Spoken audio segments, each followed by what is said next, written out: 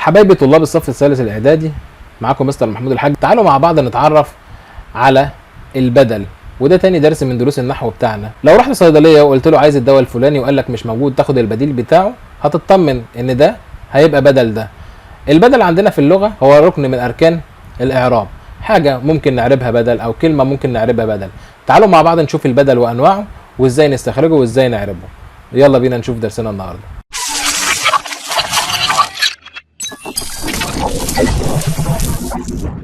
البدل، والبدل هو تابع مقصود بالحكم، ويذكر بعد المبدل منه ويوضحه ويتبعه في الإعراب. بمعنى إن البدل بيجي علشان يوضح الكلمة اللي قبلها اللي بسميها المبدل منه، ولازم تتبعها في الإعراب. زي المثال اللي عندي كده بيقول لي تفوق الطالب أحمد في الامتحان. جت كلمة أحمد هنا علشان توضح الطالب اللي أنا أقصده أو اللي أنا عايز أتكلم عنه، فأصبح هنا كلمة الطالب هو المبدل منه وأحمد هي البدل. ولو جيت بصيت على الجملة هلاقي إن المبدل منه بيعرف حسب موقعه في الجملة. يعني كلمة الطالب هنا تعرف فاعل مرفوع علامة رفعه الضمة، وكلمة أحمد تعرف بدل مرفوع لأنها تابع للمبدل منه اللي قبلها، فتعرف بدل مرفوع علامة رفعه الضمة. وبلاحظ بكده إن البدل بياخد حكم المبدل منه في الإعراب، سواء كان رفع أو نصب أو جر. والبدل عندي أنواع. طب إيه هي أنواع البدل؟ أنواع البدل أول حاجة بدل مطابق كل من كل، النوع الثاني اسمه بدل بعض من كل، النوع الثالث اسمه بدل اشتمال. ومن خلال الأمثلة اللي جاية هنتعرف على كل نوع من أنواع البدل على حدة. تعالوا مع بعض نشوف إيه هو البدل وإيه هي أنواعه. وأول نوع عندي من أنواع البدل هو البدل المطابق اللي بسميه بدل كل من كل. إيه هو البدل المطابق؟ البدل المطابق هو ما يتطابق فيه البدل والمبدل منه ويتساويان في الدلالة، بمعنى ان البدل والمبدل منه الاثنين حاجة واحدة، الاثنين بيدلوا على نفس الحاجة، دلالتهم واحدة، وليه علامة اقدر احدد منها ان هو بدل مطابق. علامته ان هو بيجوز حذف المبدل منه واحلال البدل محله، اقدر احذف المبدل منه واخلي البدل مكان المبدل منه. من خلال الجدول اللي جاي والامثلة اللي جاي هتعرف اكتر على البدل المطابق وازاي اقدر استخرجه. واول جملة عندي بتقول هذا العامل مخلص. دي جملة اسمية، المبتدأ هو اسم الاشارة هذا، ومخلص هي الخبر. كلمة العامل وكلمة هذا بيتساويا في الدلالة، فاصبح كلمة العامل هي البدل. حكم كلمة العامل او حكم البدل ده انه بيتبع ما قبله في الاعراب، فاصبح بدل مرفوع لان المبدل منه اللي هي كلمة هذا اعرابها اسم إشارة مبني في محل رفع مبتدأ. طب تعالى ما اشوف علامتها كده. اقدر اشيل المبدل منه واحط البدل مكانه. هشيل هذا واخلي الجملة العامل مخلص.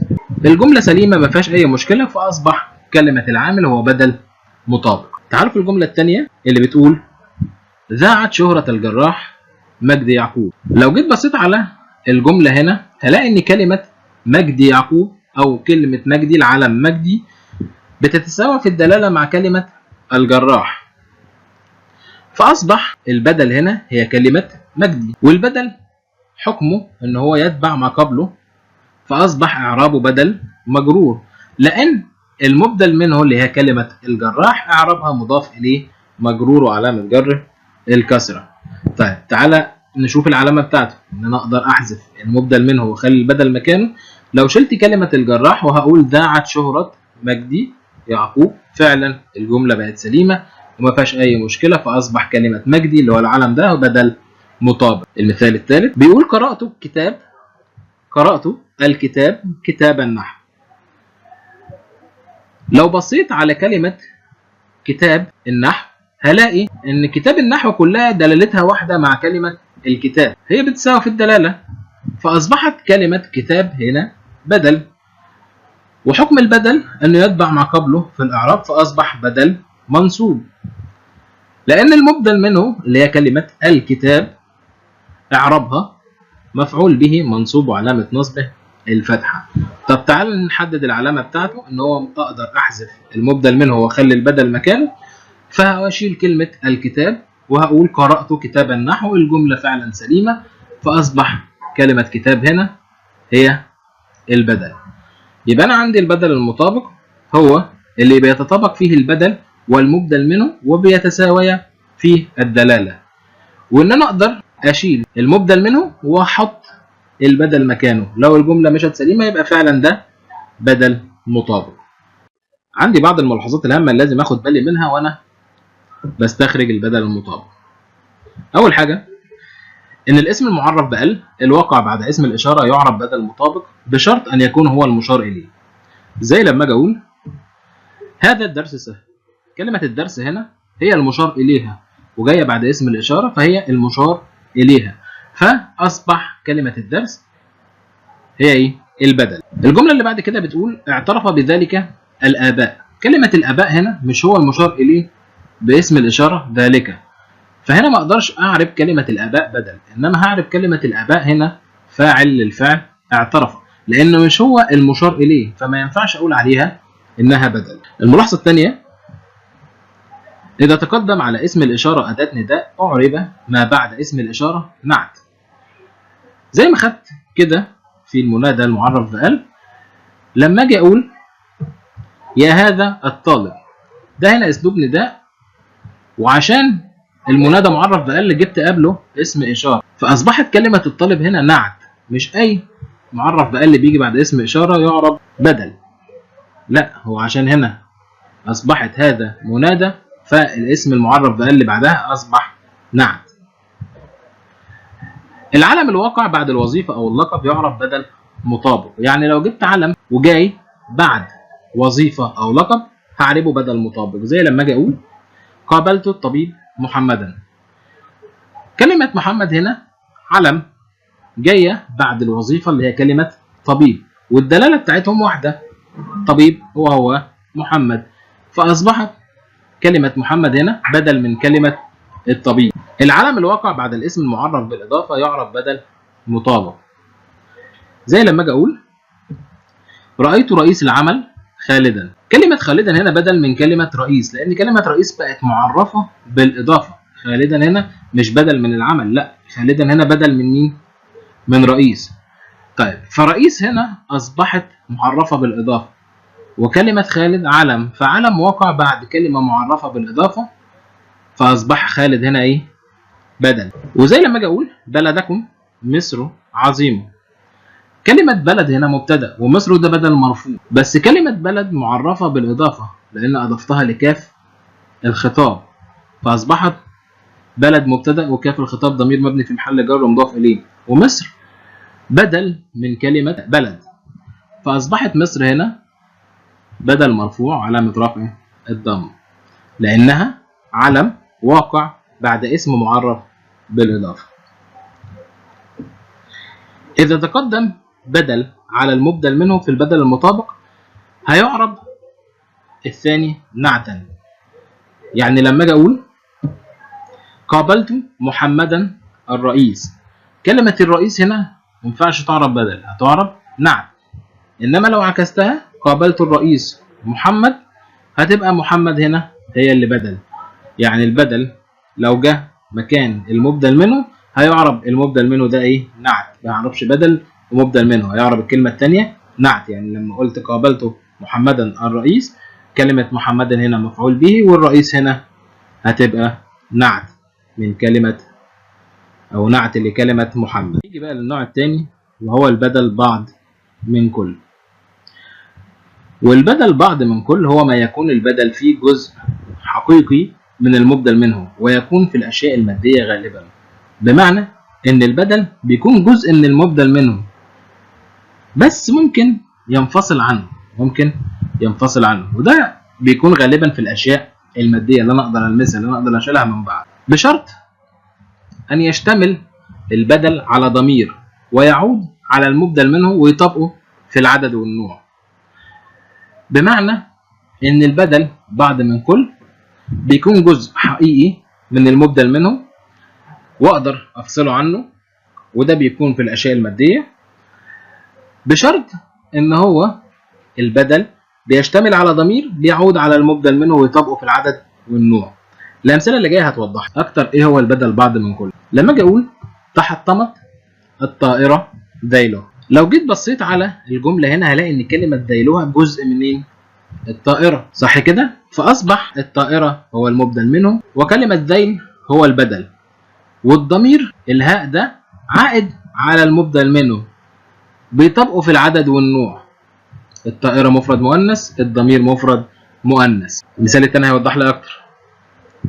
لما أجي أقول قرأت الكتاب نصفه، لو جيت بصيت على الجملة هلاقي إن كلمة نصف هنا جزء من الكتاب، صح كده؟ طيب وكلمة نصف فيها ضمير عائد على المبدل منه اللي هو كلمة الكتاب وبيطبقوا في العدد والنوع، فأصبحت كلمة الكتاب هو المبدل منه وكلمة نصف هو البدل، والهاء هنا هو الضمير اللي بيعود على المبدل منه. الجملة الثالثة بتقول لي أعجبتني الحديقة أشجارها. لو جيت بصيت على الجملة هلاقي إن كلمة أشجار جزء حقيقي من الحديقة، صح كده؟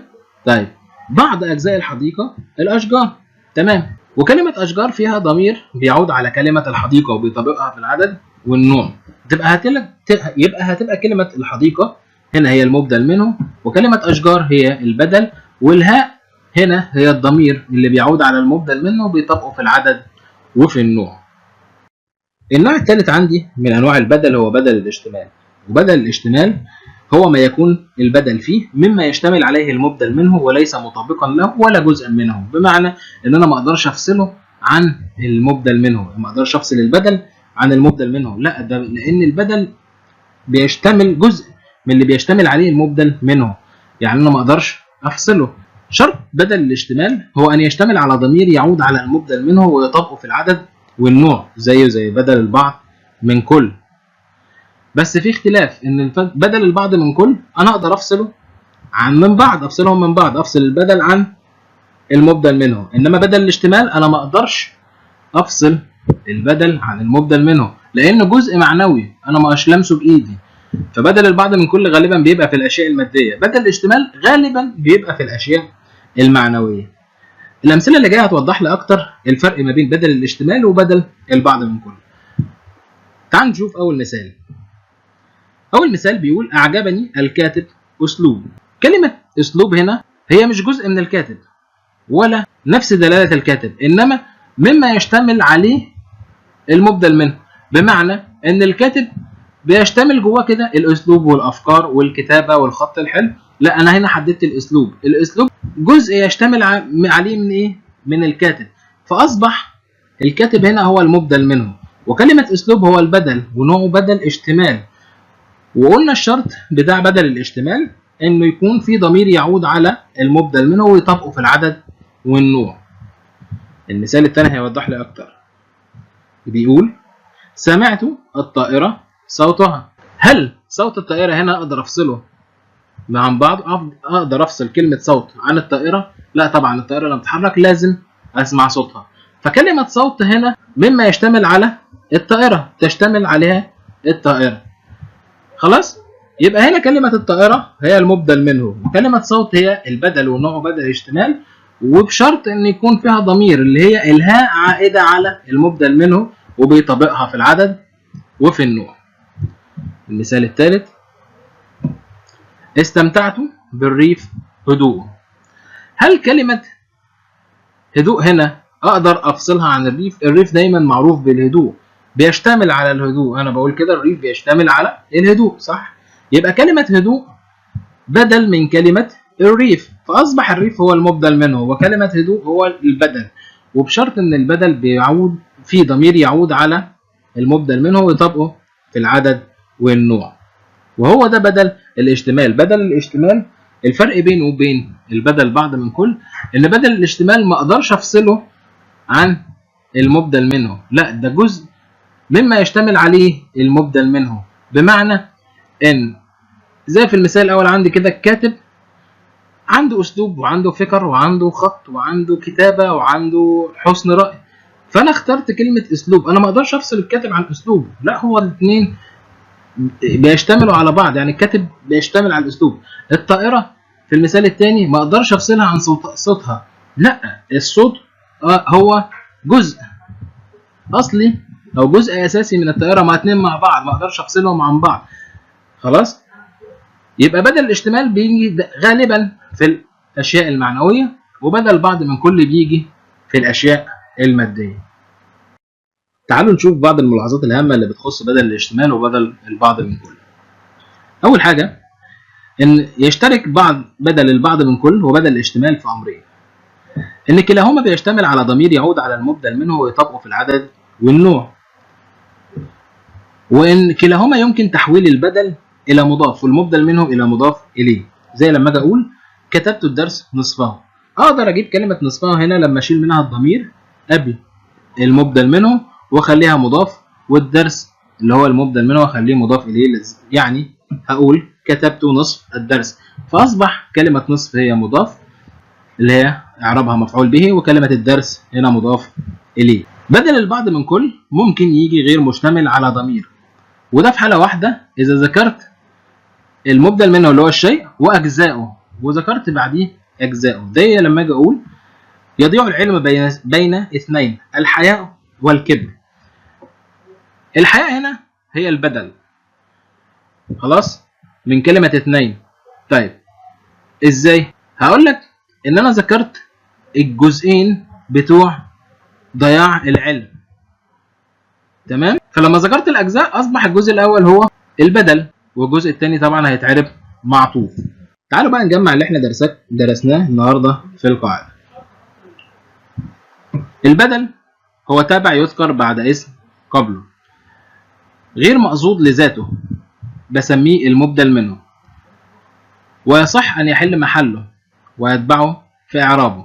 والبدل عندي 3 انواع. اول نوع هو البدل المطابق، وهو ما يتطابق فيه البدل والمبدل منه ويتساويان في الدلاله. النوع الثاني بدل بعض من كل، وهو ما كان جزءا ماديا من المبدل منه ولا بد ان يكون فيه ضمير يعود على المبدل منه ويطابقه في العدد والنوع.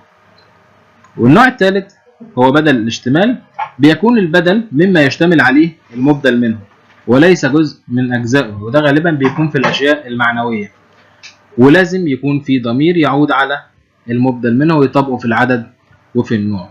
يا رب نكون استفدنا النهارده من درسنا، واشوفكم ان شاء الله في درس جديد.